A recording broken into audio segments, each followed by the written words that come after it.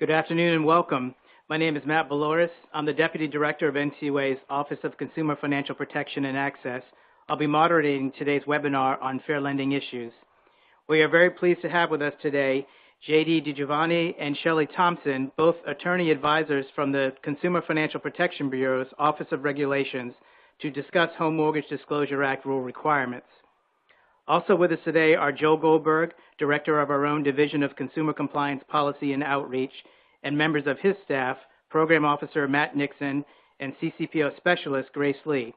Joe, Matt, and Grace will discuss compliance requirements under the Equal Credit Opportunity Act and Regulation B. Before we get into the substance of today's webinar, I have just a few administrative announcements related to the functionality of the webcast. First, please make sure the volume on your computer is turned up so that you can hear the webcast. Additionally, if you have trouble viewing a slide, click on the Enlarge Slides button on the bottom of the console. Please allow pop-ups from the website, and please note a screen resolution of 1024 by 768 or higher will allow you to see the slides appropriately. We did receive a handful of HMDA-related questions from credit unions prior to this webcast, and our CFPB colleagues have kindly integrated these questions into today's presentation. You can submit ECOA and Regulation B related questions at any time during the webcast by using the Ask a Question box on the area to the left of the console window.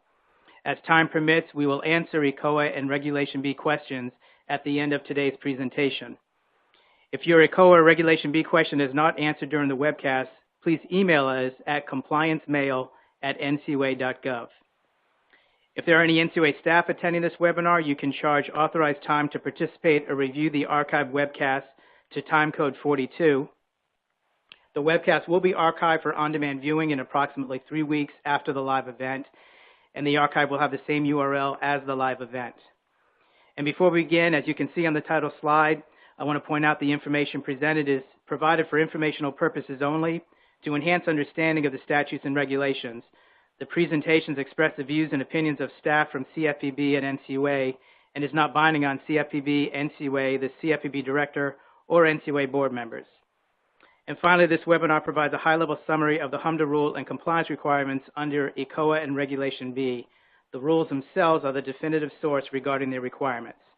And now I'm happy to turn the webinar over to J.D. and Shelley to begin our discussion on HMDA requirements. Thank you. Hi, everyone. Thank you for joining us today, and thank you to NCUA for inviting us to participate in this webinar. I'm J.D. DiGiovanni. I'm here with Shelley Thompson. And as Matt said, we are with the Office of Regulations at the CFPB. Both of us work on HMDA implementation. Today, Shelley and I will be going through the HMDA final rule.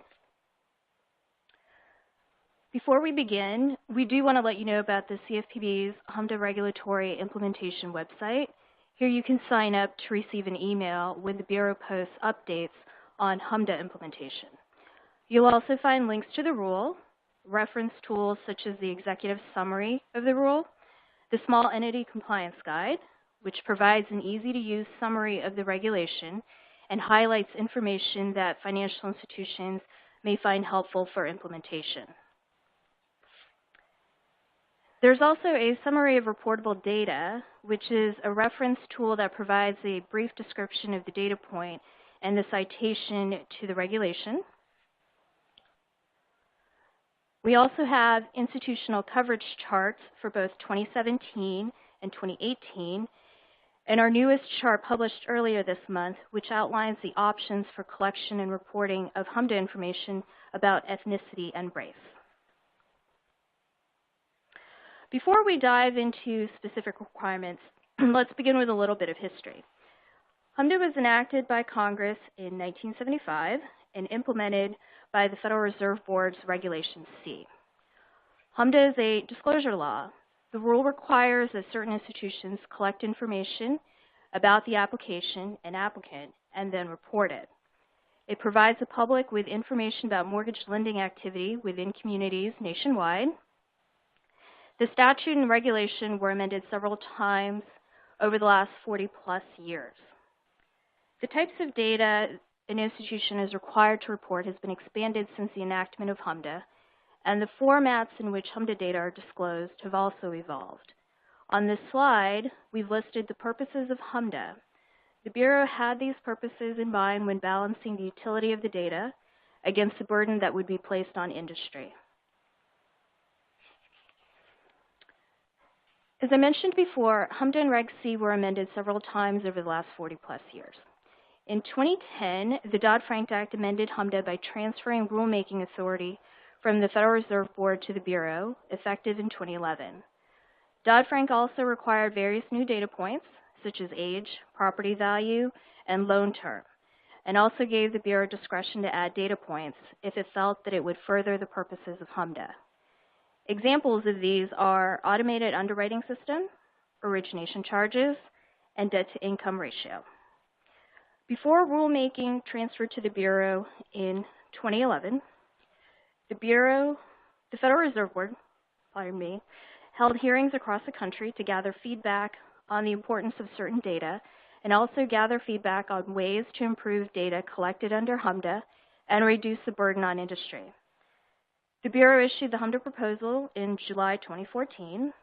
In the proposal, the Bureau sought feedback on a variety of issues, including the proposed data points, how data can be improved, alternatives, coverage criteria such as what should trigger whether an institution is a HMDA reporter and what is the threshold. The Bureau also sought feedback on ways industry burden could be reduced with respect to collecting and reporting. The comment period was 97 days, and the Bureau received approximately 400 comments from a wide range of organizations, including trade associations and individual financial institutions. The comments are very thoughtful and helpful, and the Bureau issued the final rule in October of 2015. So what's in the final rule? First, modifications to institutional coverage. This change affects what institutions are required to collect and report HMDA data. Second, the rule modifies transactional coverage. This change affects what types of transactions are reportable under the rule. Third, there are reporting requirement changes. Once a transaction is reportable, what data about that transaction will need to be reported. This includes the various data points added by the DoddFrank Act and others added by the Bureau through its discretionary authority. Fourth, the reporting and release requirements. The Bureau explored and continues to explore ways in which operational enhancements and modifications can be made to improve the edit and submission process to reduce burden. There are changes to the submission process.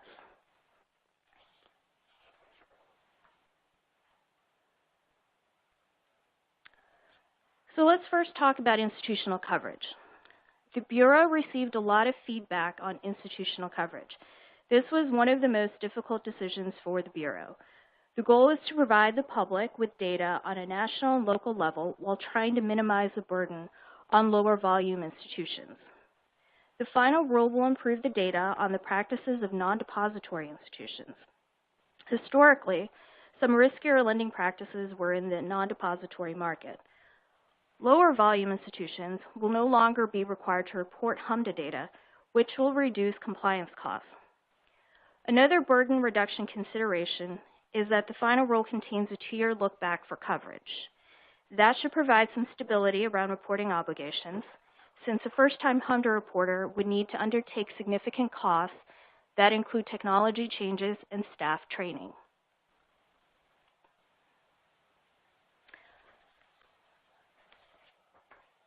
Before we move on to transactional coverage, let's focus on the loan volume test.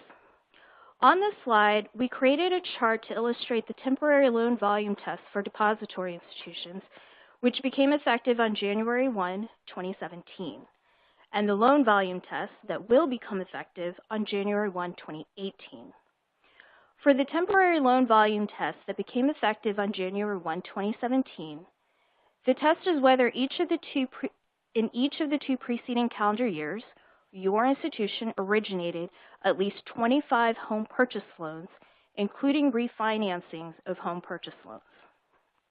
Then, starting on January 1, 2018, the loan volume test is whether your institution originated at least 25 closed-end mortgage loans in each of the two preceding calendar years, or 100 open-end lines of credit in each of the 2 preceding calendar years.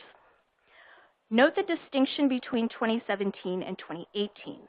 In 2017, you look at your home purchase loan activity, including refinancings. Did your institution originate at least 25 loans secured by and made for the purpose of purchasing a dwelling? In 2018, you look at your closed-end mortgage activity or open-end lines of credit.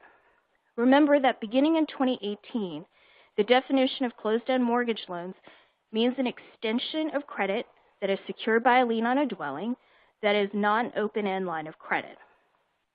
An open-end line of credit is an extension of credit that is secured by a lien on a dwelling and is an open-end credit plan as defined by Regulation Z, but without regard to whether the credit is consumer credit, extended by a creditor, or extended to a consumer. Both of these definitions can be found in Section 1003.2 of the HMDA Rule. We wanted to point this out because of the possibility that an institution may not meet the loan volume threshold in 2017 because it may not have originated at least 25 home purchase loans in the preceding 2 calendar years, but may under the 2018 criteria, particularly under the definition of closed-end mortgage loans. Let's move on to transactional coverage. The final rule adopts a dwelling secured standard and expands coverage by requiring open-end lines of credit. There are different rules for consumer purpose transactions and commercial purpose transactions. Consumer purpose transactions are those that are primarily for personal, family, or household purposes. Such a transaction is covered if it is dwelling secured, closed, or open-end credit. We provide examples on this slide. Commercial purpose transactions are those that are primarily for business or commercial purpose. There are several types of transactions that are excluded from coverage. Number 1, those that are not secured by a dwelling. Number 2, agricultural purpose loans, even if they are secured by a dwelling. Number 3, not an extension of credit. Number 4 is listed as an exclusion in Section 1003.3C. I'll talk briefly about a couple of the exclusions in that section. The first one is a loan or line of credit secured by unimproved land. You would not report this transaction unless you know that the proceeds will be used for a dwelling to be constructed on or placed on it. You can see comment 3C2 for this information. The second one is temporary financing. Comment 3C3 provides guidance around this and says a loan or line of credit is temporary financing if it is designed to be replaced by permanent financing later on. Also, a transaction is not temporary financing just because the duration of the term is short.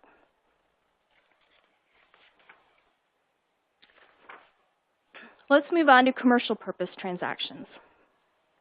The final rule retains the purpose-based transactional coverage scheme for commercial purpose transactions. These are primarily for business purposes. The Bureau proposed that applications and originations of all dwelling-secured commercial purpose loans and lines of credit would be reportable. The Bureau received lots of feedback on this and from a wide range of commenters.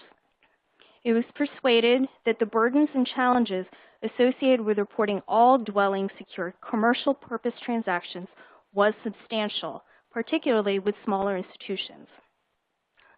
So the final rule retains the existing purpose, which is that it must be for home purchase, home improvement, or refinancing. Therefore, commercial purpose transactions, whether it's closed-end or open-end, are reportable under the final rule if it is secured by a dwelling that is a home purchase loan, home improvement, or refinancing. In this slide, we provide examples of the types of commercial purpose transactions that are reportable and those that are not. There are additional examples in the commentary in paragraph 3C10. Moving on to transactional thresholds. There is a typo on this slide where it says in each of the 2 preceding calendar years on the left column under lending activity, it should say either of the 2 preceding calendar years. The typo appears in section 1003.3, C11, and 12. The Bureau is considering whether clarifying action would be appropriate. The Bureau intended, and what we're trying to show on this slide, is that if your institution originated fewer than 25 closed-end mortgage loans in either of the 2 preceding calendar years, then you do not need to report data on closed-end mortgage loans. Similarly, if your institution originated fewer than 100 open-end mortgage loans in either of the 2 preceding calendar years, then you do not need to report data on open-end lines of credit. The next slide illustrates some examples. If you look at the first example, assume this institution has met the coverage threshold to collect data in 2018. To determine whether it needs to collect data on either or both of its closed-end mortgage loans and open-end lines of credit, it would look at its origination activity in these loan categories in 2016 and 2017. In the first example, it originated more than 25 closed-end mortgage loans in 2016 and fewer than 25 closed-end mortgage loans in 2017. For open-end lines of credit, it originated more than 100 in 2016 and more than 100 in 2017. Therefore, it would collect and report data concerning open-end lines of credit only. I will turn it over to Shelley now, who will discuss transactions involving more than one institution and provide an overview of the data points. Thanks, JD. All right, let's move on to who reports the transaction when there were multiple entities involved. Currently, Regulation C refers to this as the broker rule. The final rule does not change the rules for determining which institution reports a particular transaction, but has moved the comment that addresses this issue to 1003.4a and provides additional examples to help you better understand which institution reports.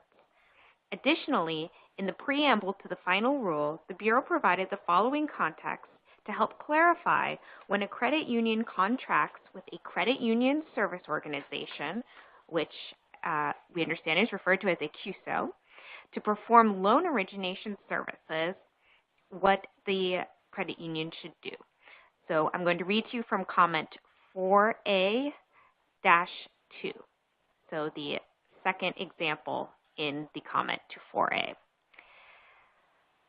This comment explains that the institution that makes the credit decision prior to closing or account opening reports that decision.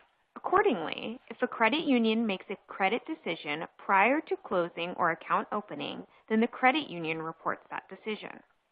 In addition, comment 4A-3, Romanet 5, addresses situations when a financial institution, in this case a QSO, makes the credit decision using the underwriting criteria of a third party, in this case a credit union. In that case, if the QSO makes a credit decision without the credit union's review before closing, the QSO reports that decision. However, if the QSO approves the application acting as the credit union's agent as defined by state law, comment 4A-4 clarifies that the credit union is required to report the actions taken through its agent. For the purposes of this webinar, we have taken the examples in the commentary to 1003.4a and tailored the language to mirror the situations that credit unions will likely most frequently encounter when working with QSOs. The following examples will help explain which entity, the credit union or the QSO, report an application, origination, or denial.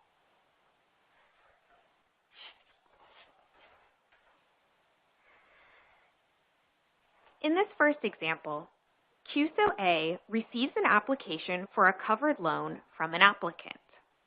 QSO A forwards the application to Credit Union B. Credit Union B makes the credit decision. Credit Union B reports the application. If the credit decision is an approval and the applicant accepts, then Credit Union B reports both the application and origination.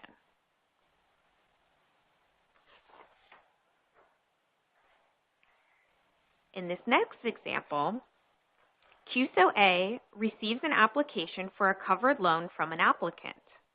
If approved, the loan would have closed in Credit Union B's name. QSO A denied the application without sending it to Credit Union B for approval.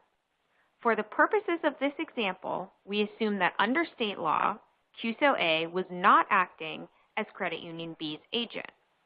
Since QSO A made the credit decision before the loan would have closed, QSO A reports the application. Credit Union B does not report the application.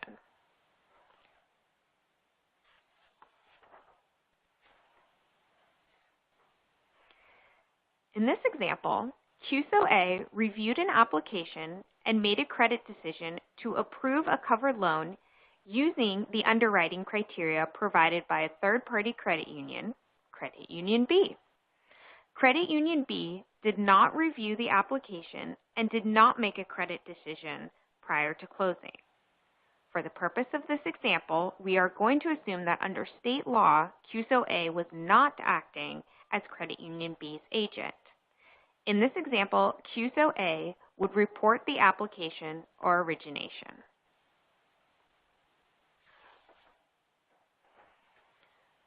So now, let's take the same example that we used on the slide before and assume that Credit Union B purchased the loan and, of course, is subject to Regulation C. In this case, Credit Union B reports the loan as a purchase whether or not Credit Union B reviewed the loan after closing.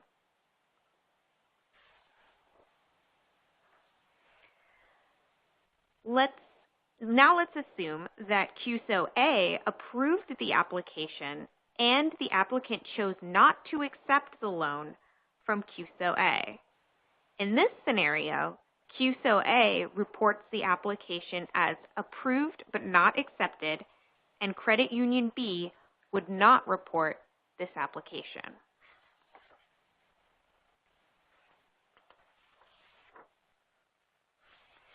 Now, for a new example.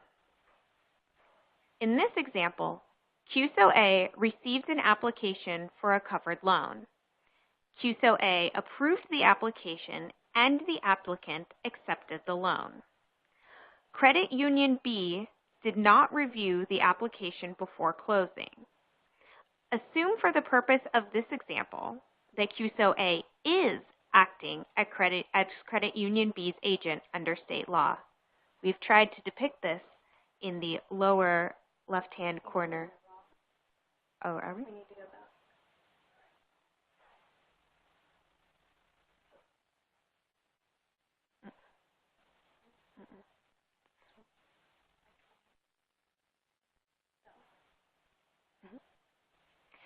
We've tried to depict the agency as a small institution symbol in the lower right-hand side of the QSO building, just for clarification.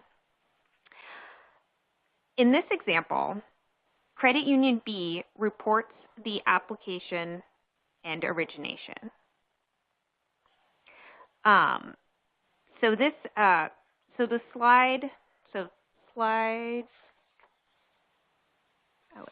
Oh, okay.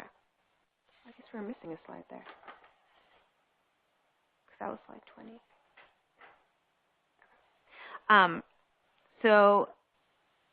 Sorry, there might have been a little bit of a slide mix-up, but we'll make sure that everyone has the right slides for this. So slide 21 depicts the same facts as the previous example, except that the applicant does not accept the loan from Credit Union B. In this case, Credit Union B reports the application as approved but not accepted. And again, the CUSO, we are assuming in this example, is acting as the credit union's agent under state law.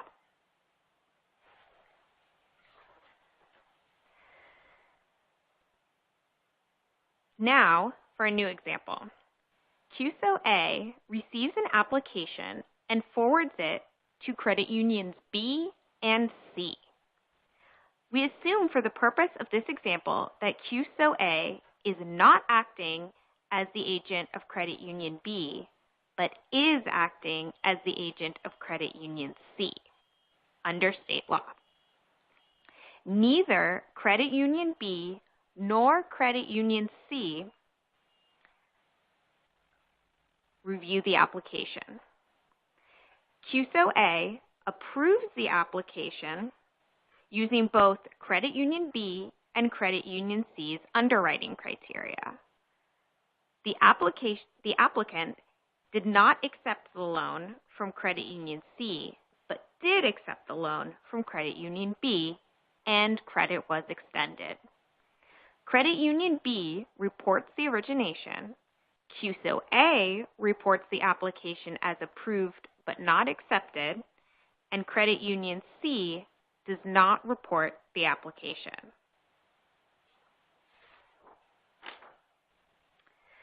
Now let's talk about data points.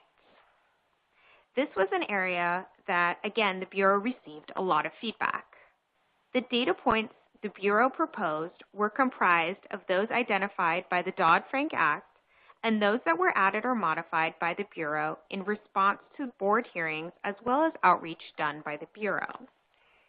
The comments and feedback were helpful for the Bureau in analyzing the burden or challenges and understanding the benefits. The feedback ultimately helped the Bureau make the data points more useful and less burdensome. So what are they? Well, if your institution meets the coverage criteria, meaning that it will be required to collect and report HMDA data, then you will need to collect and report the data points on each reportable transaction. There are a total of 48 data points, 25 are new, and 23 currently exist. 4 proposed data points were not finalized. We won't go through all of these, but on the MSA MD data point, you will not need to report the MSA for the property. You'll report for the state, county, and tract code.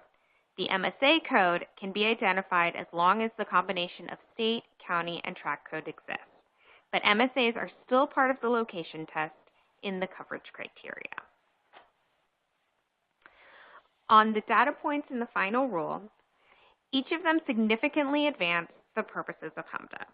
The Bureau tried to balance the importance of HMDA data against the burden of reporting. So the Bureau reduced the burden where it could. In the final rule addresses known compliance questions, for example, where multiple parties are involved in a transaction. We refer to this as the broker rule, as discussed in the previous slides. We received a lot of feedback that this was an area of confusion, so the final rule hopefully improves the commentary that discusses this and includes more examples. Also, a lot of the FIEC guidance, such as the FAQs, were incorporated into the final rule. The final rule also includes alignment with other regulations where possible. For example, alignment with Reg Z definitions. For pricing data, alignment with the Know Before You Owe rule, also known as the TILA-RESPA Integrated Disclosures Rule. The final rule also includes implementing the relied on standard. For certain data points, such as debt to income, credit score, combined loan to value, and property value, you will report what you relied on. This data will help explain the credit decision made by the institution. So instead of requiring a specific calculation, it is much preferable to understand what the institution relied on. This will not only improve the utility of the data, but it hopefully provides you with some flexibility. Finally, there are some structural changes that were made in the final rule. The final rule streamlines and consolidates the requirements into the regulation text and the commentary helps with explaining the requirement. In the current rule, requirements can be found in the regulation text, Appendix A, and the commentary. Next is a slide that lists the data points and groups them by the current ones, those in DoddFrank, and those added by the Bureau.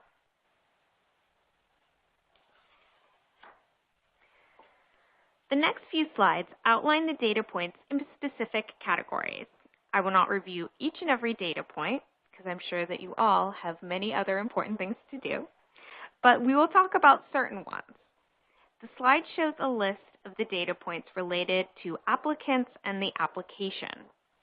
Remember that once a financial institution has determined that the transaction is covered, it must determine whether it has engaged in an activity that obligates it to report information about the transaction.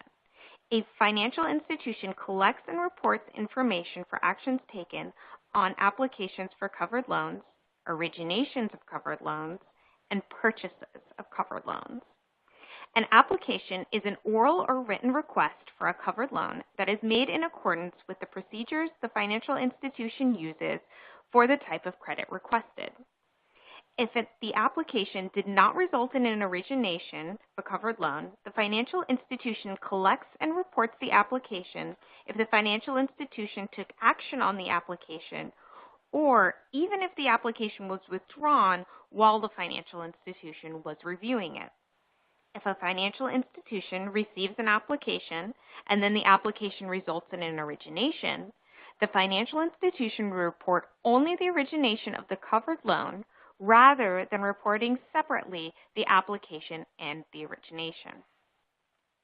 A request for pre-approval is considered an application under Regulation C if the request is for a home purchase loan that is not secured by a multifamily dwelling, that is not for an open-ended line of credit or a reverse mortgage, and that is reviewed under a pre-approval program. On pre-approval requests, a pre-approval program is one in which the financial institution conducts a comprehensive analysis of the applicant's creditworthiness, resources, and other matters typically reviewed as part of the financial institution's credit evaluation program, and then issues a written commitment that is for a home purchase loan valid for a designated period of time up to a specified amount, and subject only to permitted conditions.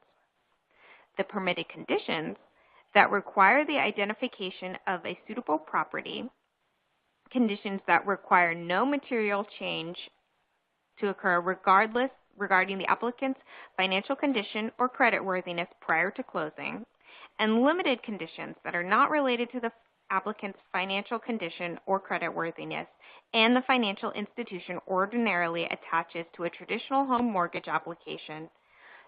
For example, this could include the requirement of an acceptable title insurance binder or a certificate indicating clear termite inspection. A financial institution is required to report data on pre-approval requests only if the pre-approval request is denied, results in the origination of a home purchase loan, or was approved but not accepted. This slide depicts the data points related to the property. For Census Tract information, the rule states that the financial institution uses the boundaries and code in effect on January 1st of the calendar year covered by the loan or application register it is reporting. Remember that Census Tract numbers are defined by the U.S. Census Bureau.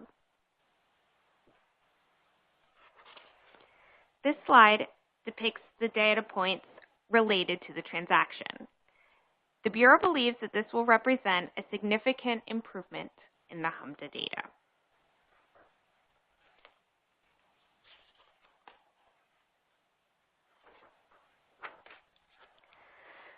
This slide shows data points related to identifiers.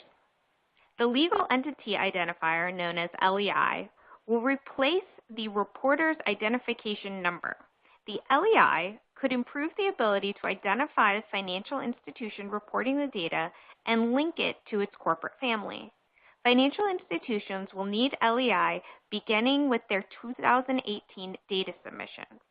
However, you may want to obtain an LEI sooner because you will need the LEI for a universal loan identifier known as the ULI, which I will discuss in just a moment.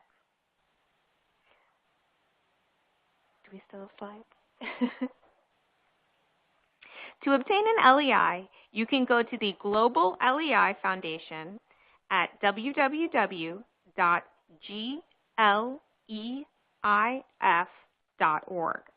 and find an LEI issuing organization. The ULI will be required for loans and applications to be reported beginning with the 2018 data. The Bureau explained in the HMDA proposal that the current identifier requirement makes it difficult to track an application or a loan over its life. The ULI begins with the financial institution's LEI, followed by 23 additional characters to identify the covered loan or application, and ends with a 2-character check digit.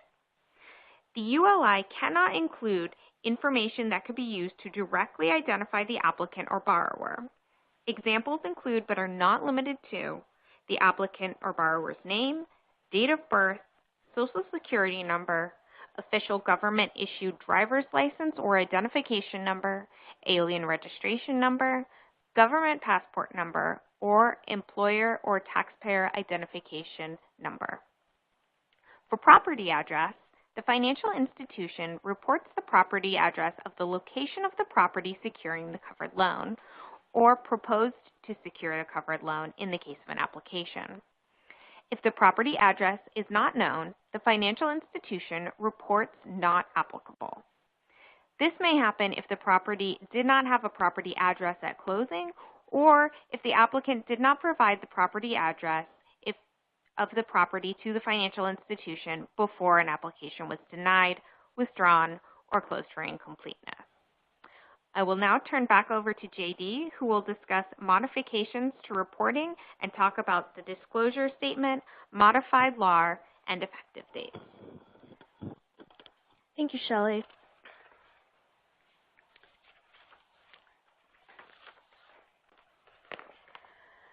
So the due date for annual submissions is still March 1st.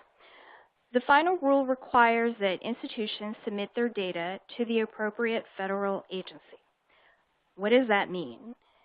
The agencies got together and agreed that beginning with the 2017 data that is due by March 1st, 2018, all institutions will submit their data to the Bureau.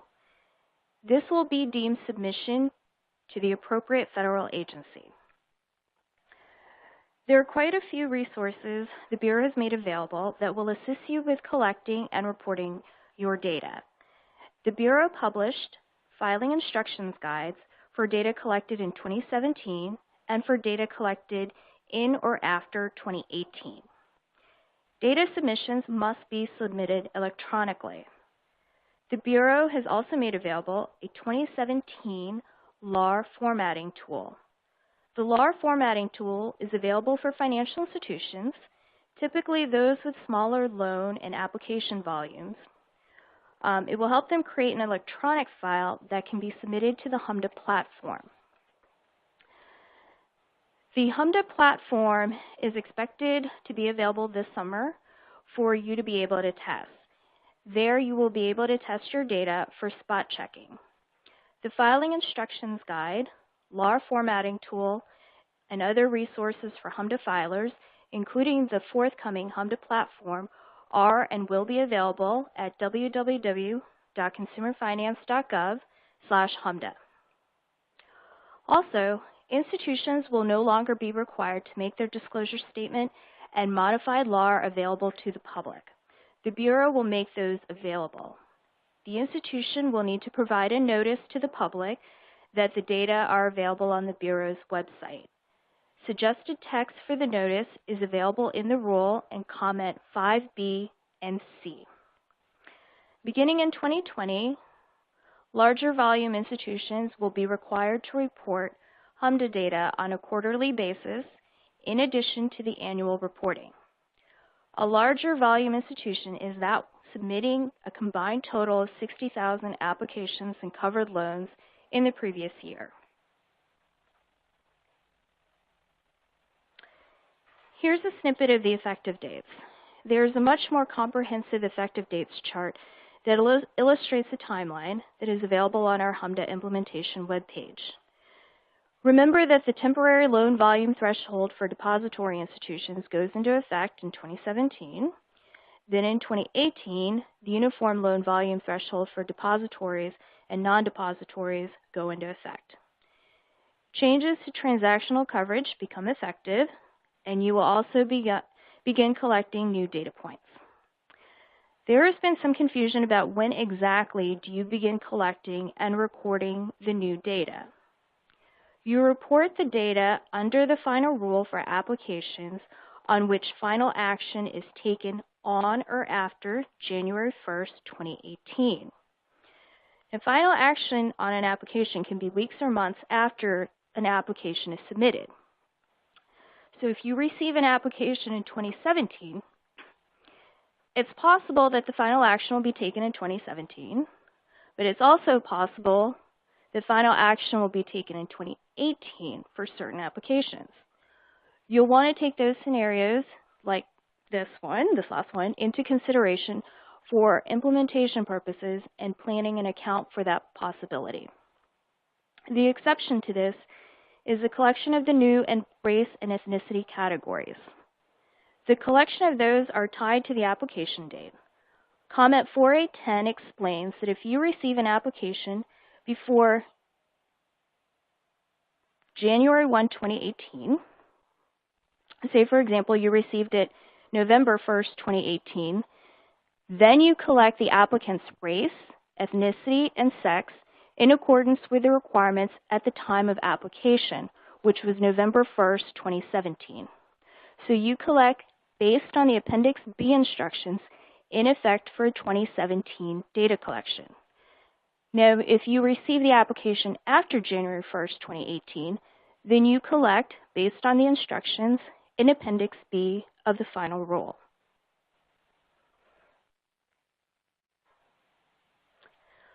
Lastly, here are some web resources to help you with HMDA implementation.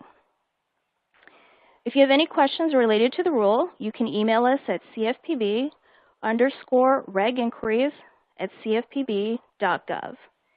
Thank you for joining us today. We'll now turn it back over to Matt. Thank you, JD. And one more slide, please.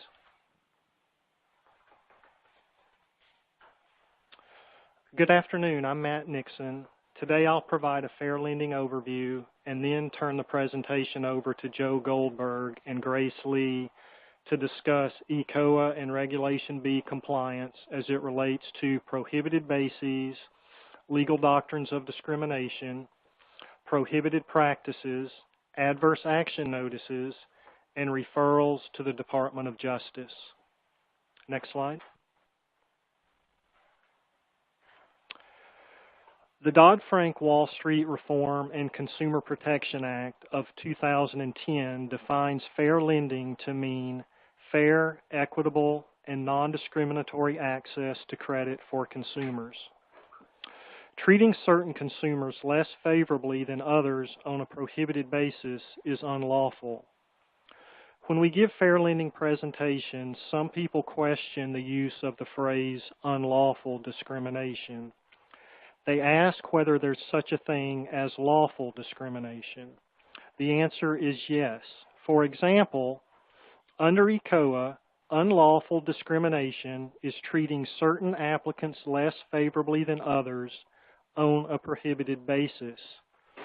Any basis not listed in ECOA is a permitted basis for discrimination, at least under ECOA. Consider credit scores.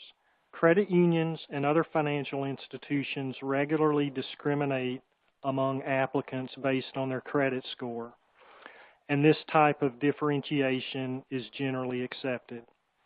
Next slide. At the federal level, there are 3 laws related to fair lending: the Equal Credit Opportunity Act, or ECOA, which is implemented by Regulation B, administered by the CFPB. The Fair Housing Act, which is implemented by regulations issued by the U.S. Department of Housing and Urban Development, and the Home Mortgage Disclosure Act, implemented by CFPB's Regulation C. ECOA and FHA list factors that you cannot use to discriminate in connection with covered activities. We will discuss these factors and activities. HMDA assists in identifying possible discriminatory lending patterns and enforcing anti-discrimination statutes, but does not specifically prohibit any lending activity. In addition to the 3 laws mentioned, NCUA's non-discrimination requirements apply to federal credit unions. Next slide.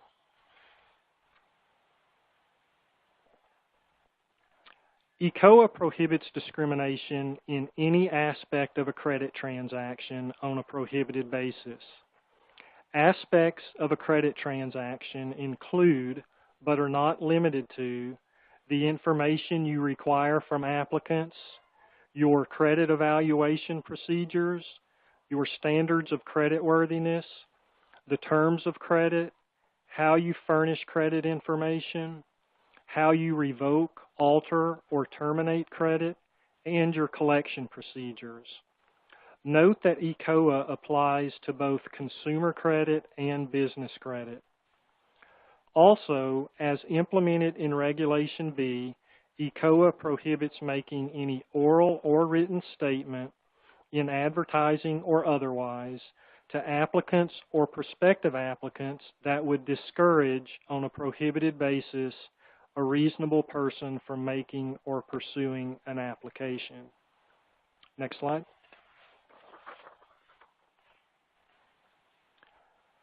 The Fair Housing Act covers a wide range of residential real estate related transactions. For credit unions, the most relevant provisions relate to residential real estate related transactions that involve 1. Making or purchasing loans or providing other financial assistance for purchasing, constructing, improving, repairing, or maintaining a dwelling. 2. Making or purchasing loans secured by residential real estate. Or 3. Selling, brokering, or appraising residential real property. Slide. NCUA's non-discrimination requirements are similar to Fair Housing Act requirements and include requirements related to lending, appraisals, and advertising. I will now turn the presentation over to Joe Goldberg to talk about prohibited bases, legal doctrines of discrimination, and prohibited practices. Thank you, Matt. So, what are the prohibited bases for discrimination? Under ECOA and Regulation B, prohibited bases for discrimination are race or color, religion, national origin, sex, marital status, age, provided the applicant has the capacity to contract, the applicant's receipt of income derived from any public assistance program, and the applicant's exercise in good faith of any right under the Consumer Credit Protection Act. For example, disputing an item on a consumer's credit report under the Fair Credit Reporting Act guidelines. As to age, in any system of evaluating creditworthiness, your credit union may consider the age of an elderly applicant, 62 and older, when such age is used to favor the elderly applicant in extending credit. The prohibition against age discrimination covers consumers of any age as long as they are of legal age to enter into a binding contract. The regulation defines public assistance program to mean any federal, state, or local governmental assistance program that provides a continuing periodic income supplement, whether premised on entitlement or need. The term includes, but is not limited to, temporary aid or assistance to needy families, food stamps, rent and mortgage supplement or assistance programs, Social Security and supplemental security income, and unemployment compensation. Concerning an applicant's use of the Consumer Credit Protection Act, the Consumer Credit Protection Act, enacted May 29, 1968, includes several titles relating to consumer credit, including the Truth in Lending Act, the Fair Credit Reporting Act, and restrictions on wage garnishments. The Fair Housing Act prohibits discrimination on many of the same bases as ECOA does: race, color, national origin, religion, and sex. However, there are some differences. The Fair Housing Act prohibits discrimination on the basis of familial status or handicap, which are not prohibited bases under ECOA. Also, certain prohibited bases under ECOA, such as marital status and age, are not prohibited bases under the Fair Housing Act. Familial status relates to children under the age of 18 living with a parent or legal custodian, pregnant women, and people securing custody of children under 18. In addition to the federal fair lending laws we've discussed, NCUA's non-discrimination regulation in 12 CFR section 701.31 contains additional requirements for real estate-related loans by federal credit unions that are secured by a dwelling. These requirements relate to non-discrimination in lending, appraisals, and advertising. The prohibited bases under NCUA's regulation are the same as under the Fair Housing Act. Under NCUA's non-discrimination regulation, a federal credit union making a real estate-related loan generally cannot consider certain factors, although exceptions apply. These factors include age or location of dwelling, zip code of applicant's current residence, previous home ownership, age or location of dwellings in the neighborhood, and income level of residence in the neighborhood. Courts have recognized two legal doctrines of discrimination under ECOA and FHA: disparate treatment and disparate impact. Disparate treatment occurs when a lender treats an applicant differently on a prohibited basis. Evidence can include overt or comparative evidence. There is overt evidence of discrimination when a lender openly discriminates on a prohibited basis. For example, a lender offers a credit card with a limit of up to $2,000 for applicants aged 21 to 30 and $5,000 for applicants over age 30. This policy violates ECOA's prohibition on discrimination based on age. Comparative evidence of disparate treatment often may occur with the middle group of applicants who are neither clearly well qualified nor clearly unqualified. Discrimination may more readily affect applicants in this middle group for two reasons. First, if the applications are close cases, there is more room and need for lender discretion. Second, whether or not an applicant qualifies may depend on the level of assistance the lender provides the applicant in completing an application. The lender may, for example, propose solutions to credit or other problems regarding an application, identify compensating factors, and provide encouragement to the applicant. Lenders are under no obligation to provide such assistance, but to the extent that they do, the assistance must be provided in a non-discriminatory way. Disparate impact occurs when a lender applies a neutral policy or practice equally to all credit applicants, but the policy or practice disproportionately excludes or burdens certain persons on a prohibited basis. The fact that a policy or practice creates a disparity on a prohibited basis is not alone proof of a violation under the disparate impact legal doctrine. When NCUA finds that a credit union's policy or practice has a disparate impact, the next step is to see whether the policy or practice is justified by business necessity. The justification must be manifest and may not be hypothetical or speculative. Factors that may be relevant to the justification could include cost and profitability. Even if a policy or practice that has a disparate impact on a prohibited basis can be justified by business necessity, it still may be found to be in violation if an alternative policy or practice could serve the same purpose with less discriminatory effect. An example of a neutral policy or practice that could have a disparate impact is a lending policy that prohibits the lender from making loans for single-family residences for less than $125,000.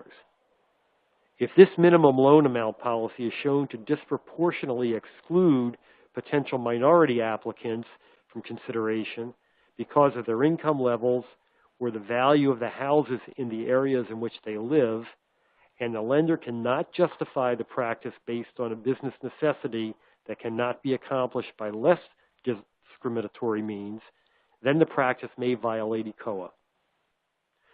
Under the legal doctrine of disparate impact, there is no requirement to prove discriminatory intent. A lender may be found in violation if the outcome is discriminatory and the lender has no legitimate non-discriminatory explanation. ECOA and Regulation B generally prohibit discrimination and discouragement on a prohibited basis. They also specifically prohibit or limited certain practices that could result in discrimination on a prohibited basis. Today we are going to focus special attention on illegal cosigner practices and treatment of different types of income, such as public assistance income. Signature rules ensure that qualified applicants are able to obtain credit in their own names. Generally, your credit union cannot require an independently creditworthy applicant to provide a cosigner, even if done without regard to sex, marital status, or any other prohibited basis. If an applicant for individual credit does not meet your credit union's credit standards, it may require a cosigner, guarantor, endorser, or similar party, but cannot require that it be the spouse. The signature of a spouse can be required in certain circumstances. For example, if the property securing the loan is owned jointly by the borrower and spouse, then your credit union can require the spouse's signature on any instrument necessary to enable the credit union to secure the property in case of death or default. In community property states, your credit union may require a spousal signature on any instrument necessary to make the community property available to satisfy the debt in the event of default. Your credit union cannot discount or exclude an applicant's income or the income of the applicant's spouse because of a prohibited basis. It also cannot discount the income of an applicant or an applicant's spouse because it comes from part-time employment or that it comes from an annuity, pension, or other retirement benefit.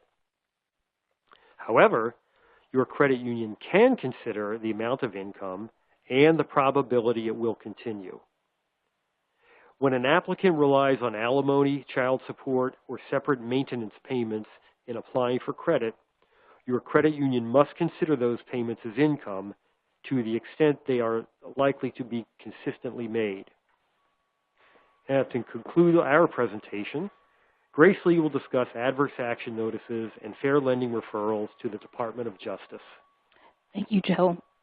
Regulation B requires creditors to notify applicants of action taken within 30 days after receiving a completed application concerning the creditor's approval of, counteroffer to, or adverse action on the application.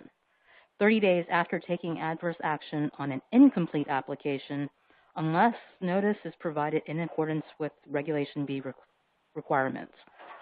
30 days after taking adverse action on an existing account, or 90 days after notifying the applicant of a counteroffer if the applicant does not expressly accept or use the credit offered.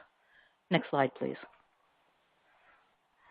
Adverse action is a refusal to grant credit in substantially the amount or on substantially the terms requested in an application, unless the creditor makes a counteroffer to grant credit in a different amount or on other terms, and the applicant uses or expressly accepts the credit offered. A termination of an account or an unfavorable change in the terms of an account that does not affect all or a substantial portion of a class of the creditor's accounts, or a refusal to increase the amount of credit available to an applicant who has made an application for an increase. Adverse action does not include 1. A change in the terms of an account expressly agreed to by an applicant. 2. Any action or forbearance relating to an account taken in connection with inactivity, default, or delinquency as to that account. 3. A refusal or failure to authorize an account transaction at a point of sale or loan, except when the refusal is a termination or an unfavorable change in the terms of an account that does not affect all or a substantial portion of a class of the creditor's accounts, or when the refusal is a denial of an application for an increase in the amount of credit available under the account. 4. A refusal to extend credit because applicable law prohibits the creditor from extending the credit requested. Or 5. A refusal to extend credit because the creditor does not offer the type of credit or credit plan requested. Next slide, please.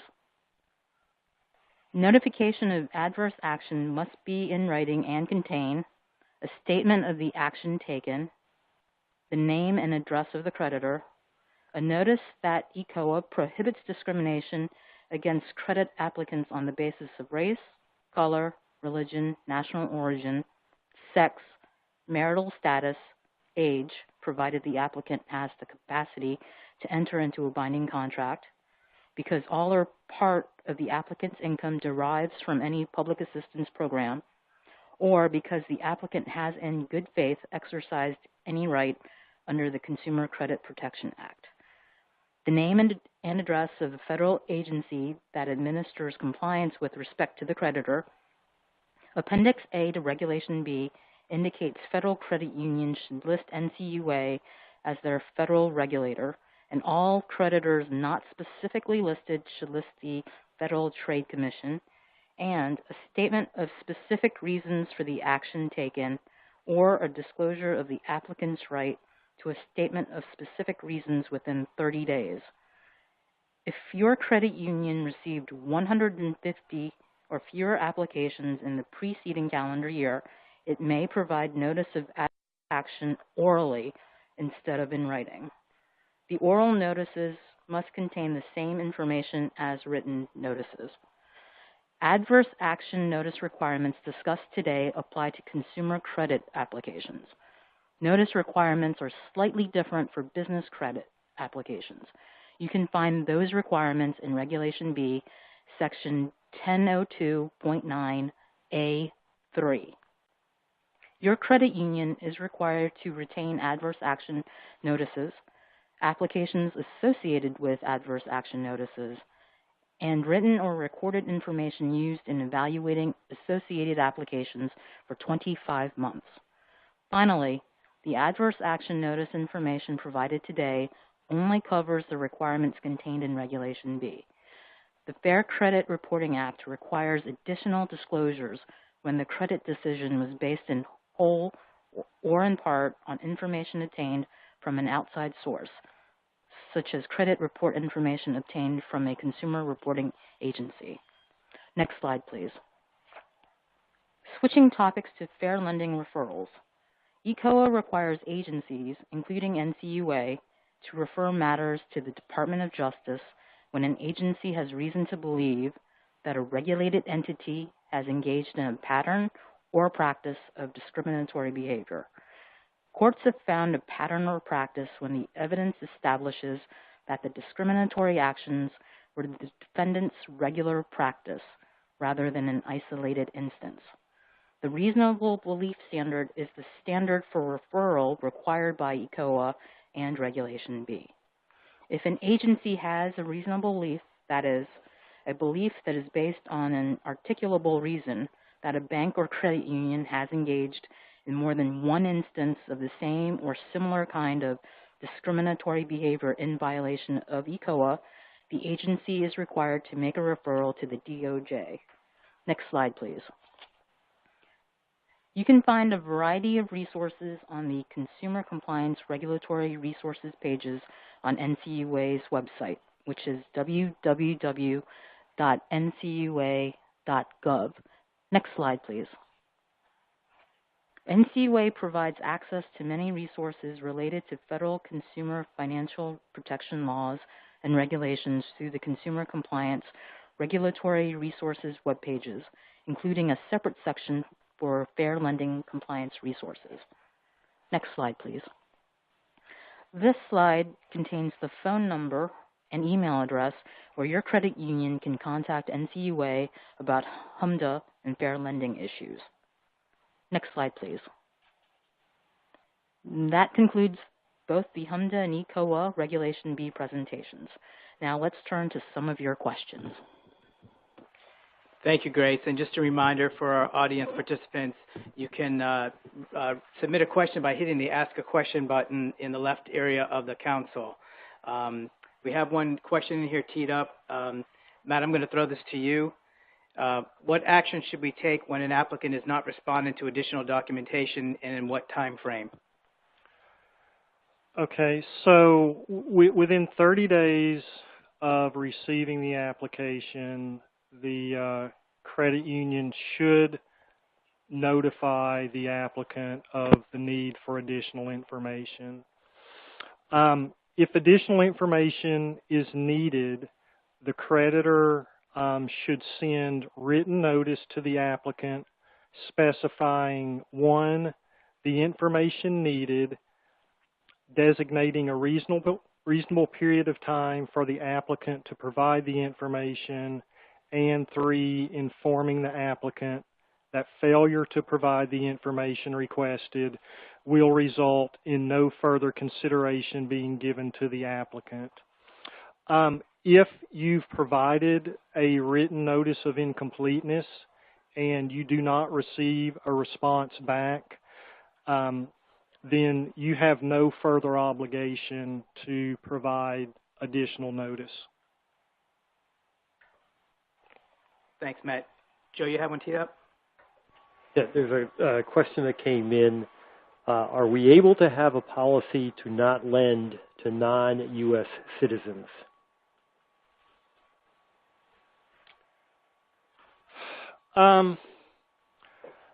There is some guidance in Regulation B on consideration of national origin. So while I would say that you probably should not have a policy that says you will not lend to non-U.S. citizens, you would still need to evaluate each applicant individually, but the regulation does permit you to consider immigration status or national origin when you are evaluating an applicant. So the commentary says the applicant's immigration status and ties to the community, such as employment and continued residence in the area, could have a bearing on a creditor's ability to obtain repayment. Accordingly, the creditor may consider immigration status and differentiate, for example, between a non-citizen who is a longtime resident with permanent resident status and a non-citizen who is temporarily in this country on a student visa. It goes on to say a denial of credit on the ground that an applicant is not a U.S. citizen is not per se discrimination based on national origin. Now, while it's not per se discrimination, that doesn't necessarily mean that you can have a blanket policy not to evaluate the applicant's individual circumstances. Thanks, Matt. Here's a question here. What is the difference between a canceled application and a withdrawn application? Are adverse actions required for both?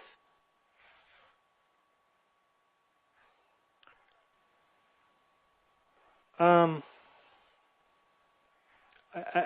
don't know that there is anything in the reg or the commentary that refers to a canceled application. I guess you might differentiate who cancels it. I mean, is it canceled on the part by the applicant? If that's the case, it sounds like that it's a withdrawn application. If for some reason the credit union cancels the application, then I think that would place it into a different category. If the application is expressly withdrawn by the applicant before a credit decision is made, then the credit union has no further requirement to provide notice. You do want to be careful, though. I mean, you can't lead a applicant to withdraw an application.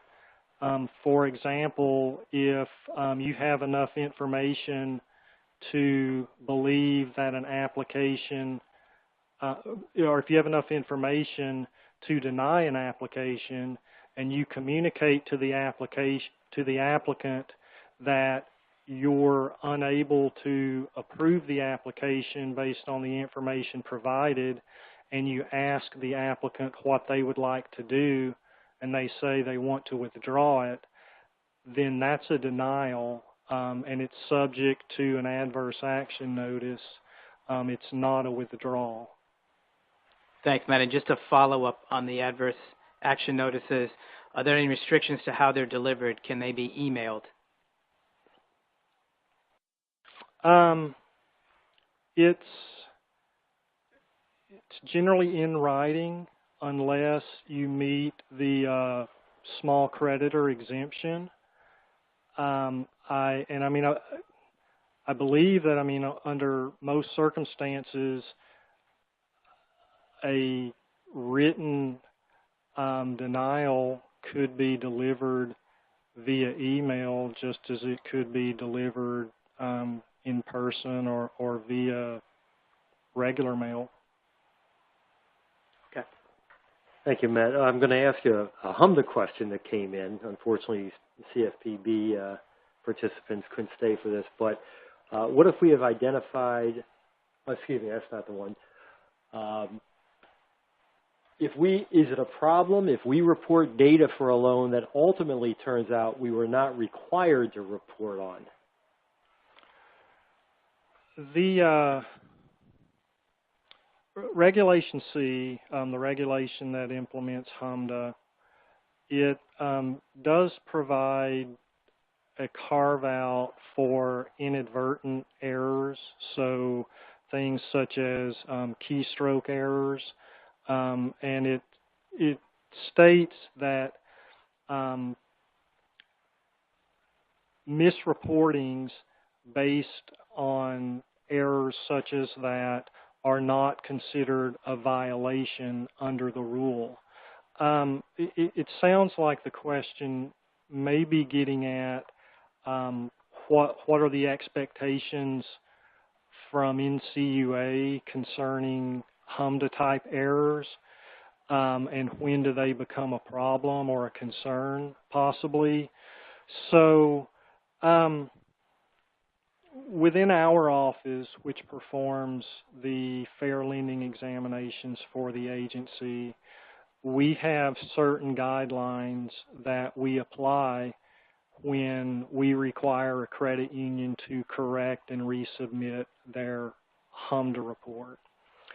And based on a random sampling of entries, if we identify a particular field that has an error rate of 10% or higher, we will ask the credit union to correct those errors associated with that field and resubmit their entire HMDA LAR. So from the standpoint of correction and resubmission, we apply a 10% error threshold. But I mean, if we're talking about errors that result from a misunderstanding of the rule, I mean, it's still problematic. It's something that may, it's likely a result of improper training, possibly improper oversight of the HMDA process, but and we would expect a credit union that self-identifies such a problem to correct it, but we would not be requiring a resubmission of their HMDA LAR unless they hit that 10% error threshold. Thanks, Matt. We've had a couple of questions touching on the prepaid card rule, which we had initially advertised this webinar for. And Joe, correct me if I'm wrong, we will be providing a webinar on the prepaid account at a later date. We'll announce that. He's nodding his head yes. Thank you. Matt, we got a couple more questions in the queue here for you. And this gets back to the how you can provide the adverse action notice. If we provide it via email, aren't we required to comply with the E-Sign Act?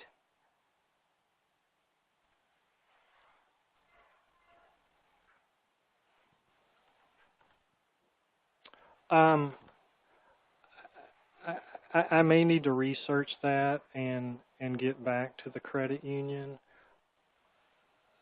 I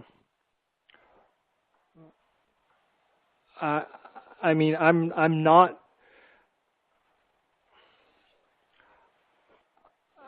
I'm not remembering a physical signature of a representative of the credit union being on the adverse action notice or being a requirement of Regulation B. So I don't know. I would probably need to research that further. Okay. We've got a couple of questions here about the slides, the availability of the slides. It was our intention to have these available. If we are having technical difficulties, we can get those available. They will be, when we archive the webinar, they will be available with the archive. But in the event that someone wants to see them right away, they can just send an email to compliancemail@ncua.gov, and we'll get those out to you. A follow-up question here, Matt, on the withdrawn application. If it's withdrawn, how does the credit union know if it is in fact reportable?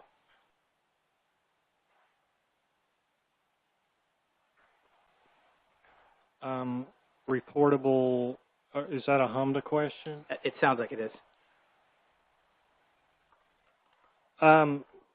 Withdrawn is a category on the as far as action taken codes for the HMDA LAR.